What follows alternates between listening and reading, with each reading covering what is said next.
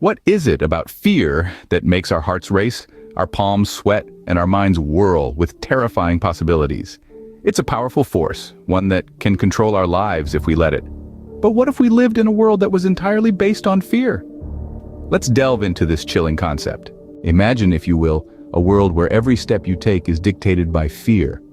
You're walking down a street, but it's not like any street you've known. The shadows seem darker, the air heavier. Every corner could hide a nightmare, every sound could be a monster lurking in the shadows. In this world, your decisions aren't made based on what you want, but what you're afraid of. You don't choose a job because you love it, but because you're terrified of poverty. You don't choose your friends because they make you happy, but because you're scared of being alone. It's a world where fear is the driving force behind every action, every thought, every breath you take. And what about love in this fear-based world? Does it even exist?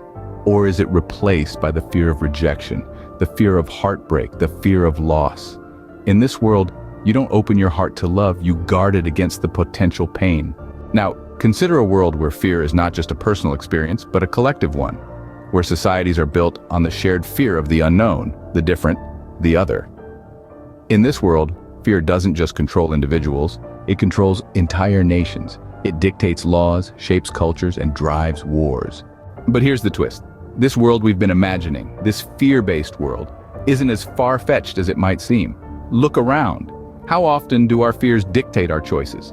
How often do our societies succumb to the fear of the unknown, the different, the other?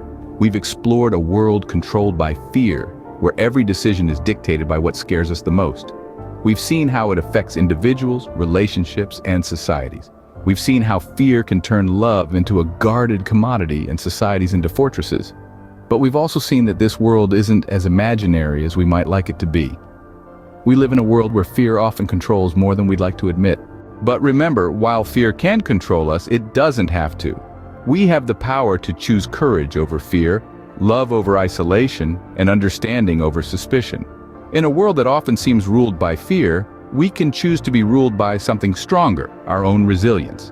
So what is it about fear that makes our hearts race, our palms sweat, and our minds whirl with terrifying possibilities? It's a powerful force indeed.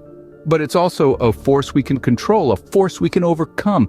After all, we're not just inhabitants of this fear-based world, we're its architects, and we have the power to reshape it.